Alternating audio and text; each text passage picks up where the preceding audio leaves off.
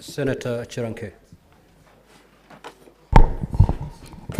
Thank you, Mr. Speaker. Sir, mine is a very quick clarification or guidance from the Council of the Governor. When you look under Article 183, functions of the county executive, which encompasses county governor, county deputy governor, and CECs, I invite him to give me an interpretation of Article 183 in the interest of time, Part C. It says, and allow me, Mr. Speaker, sir, to read, a county executive committee shall, 1, Part C, manage and coordinate the functions of the county administration and its departments. So I want to get clarification and maybe guidance from the council of on the part of the interpretation on the role of the county executive or county committee member. Thank you, Mr. Speaker, sir. Council, did you get that correctly? Did you get the question with clarity? Sadly, Mr. Speaker, I didn't get the question with clarity. I wondered if the Honorable Senator could clarify the particular aspect of Article 183 that he desires my clarification on. I'll gladly do that. Senator Chirange, the clarification must relate to what the council handled during the cross-examination. You cannot pick something totally out of that space and seek his clarification. He should clarify on what he said. Thank you, Mr. Speaker. I needed the interpretation of Article 183, 1C on the role of county executive vis-a-vis, because in a cross-examination, he had indicated that the county secretary should be the one being impeached instead of the governor. That's why I'm inviting him to clarify under Article 183, 1C on the functions of the county executive. Thank you, Mr. Speaker. Council. Thank you so much, Mr. Speaker. Very briefly, the government, either the national or the county level, is a complex whole, but our constitutional and legal order recognizes that government works through the agency of state and public officers. And wrongdoing in law is individual. Wrongdoing in law is not collective. It's in that respect that we beseech the county assembly to give us a case that shows the individual wrongdoing of the governor or the imputability of the acts of any other functionary in the county government to the governor. The governor is here on trial. You try people for their wrongdoing, and that's my humble view. And thank you so much, Mr. Speaker. Senator Muma. Thank you, Honorable Speaker. My question is to Council for the County Assembly, and it's in respect of the clip that was played here. Is it your view that a leader takes responsibility for utterances of their spouse?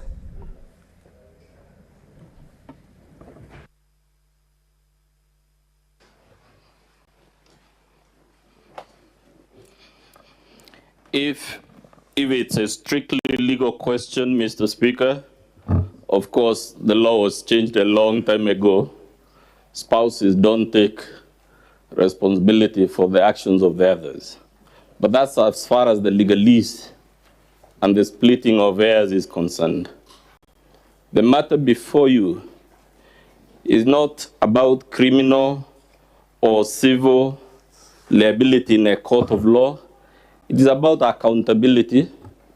It is about the values in our Constitution. If a governor perpetually provides a forum through which our spouse is making utterances that are inflammatory, that could easily lead to violence, as we'll show you, and it is a function hosted by the governor, and on each occasion, the governor does not disown those statements. In the case of the musical performances, we will show you the governor even dancing and enjoying the music, demonstrating to the huge crowds wenye wivu wajinyonge. That is why, Mr. Speaker, when you read the motion before you, it is not talking just about specific acts of the government, it is also talks about complicity and condoning. If we were in a court of law, we would call it aiding and abetting. But because it's not a court of law, that's why we have chosen the language complicity and connivance in things. First of all, it's a program, it's a session held by the governor. And if that were the law, even in a court of law, Mr. Speaker, and our laws on ethics and integrity, there is indeed, if you see the laws we have cited, a provision for acting through others. And in this case, we want to suggest to you that the governor was acting, as was the case before when we were here, through her husband. Thank you. Senator Boni. Thank you, Mr. Speaker. Mr. Speaker, I would like the counsel for the County Assembly to help me. And I'm happy to be reminded that he teaches law to our children. Mr. Speaker, the country has seen in that video that the governor of Meru was not in that video. Her voice was not heard in that video. So what I would like you to help me, teacher of law, is the legal high standard of fishing expedition. Would you like to stand down that video purely because your witness has confirmed to this Senate and the whole Republic that the governor was not there, her voice was not heard? And if you still stand that you don't want to stand down the evidence, do you want to teach students at the university that they can edify something that lacks moral and intellectual instruction to a council?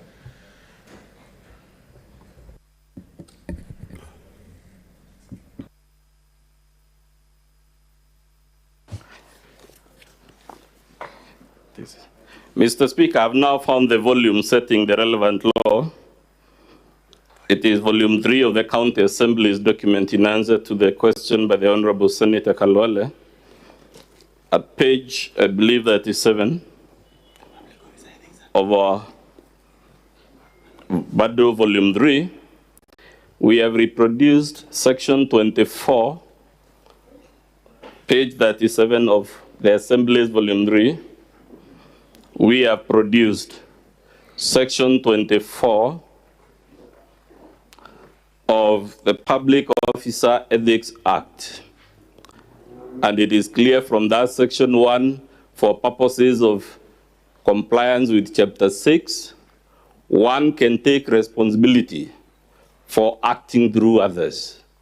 And in this case, we humbly submit the governor has been acting through her husband. Number 2, this is how, Mr. Speaker, you know the governor was acting through her husband. In October 2022, the husband is seen on the video saying, "These officers shall never return to office, court order or no court order." And true to his utterance, the governor ensures that they don't return for a full 365 days. And while at it, Mr. Speaker, in any event, I keep repeating, there is a conviction as we speak. And that conviction is res judicata. That is to say, that matter is closed as a legal question because It has not been appealed to a higher court within the time required by law. So as we speak right now, the governor is actually a convict. And those are not my words. There is a court order to that effect. Now, honorable senators, we have 6 more witnesses to call. And if you read the program, we are supposed to stretch it to 7 p.m. And therefore, I will take one clarification from this side and another one here. Most of these clarifications, you'll pick them as we hear the witnesses. Senator Haji Faki.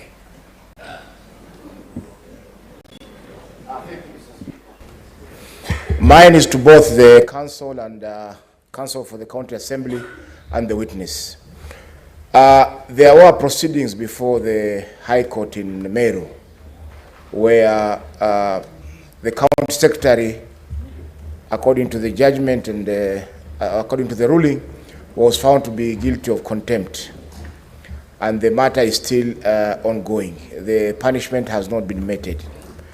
Now, isn't that subjecting the governor to a double jeopardy? Because he is facing the proceedings before the court in Meru are still alive. And counsel for the governor said earlier that they were actually in court this morning. And here we are, you want us to impeach the governor based on the same set of facts. Isn't this a double jeopardy, which in law is not allowed? Thank you.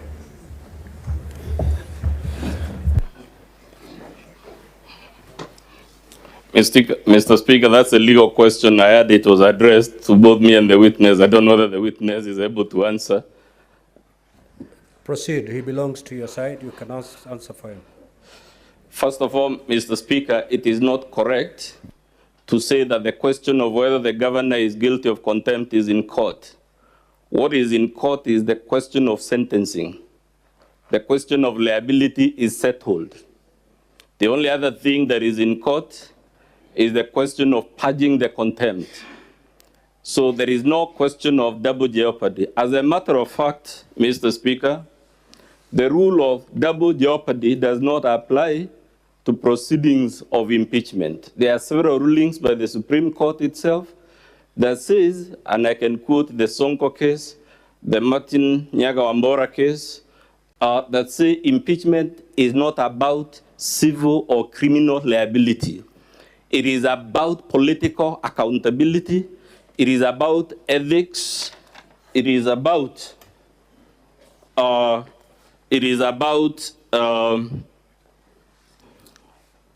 the type of leadership, the type of persons we want holding certain offices. And that is why you find the Article 181 is about may be removed on any of the following, and it talks of gross misconduct.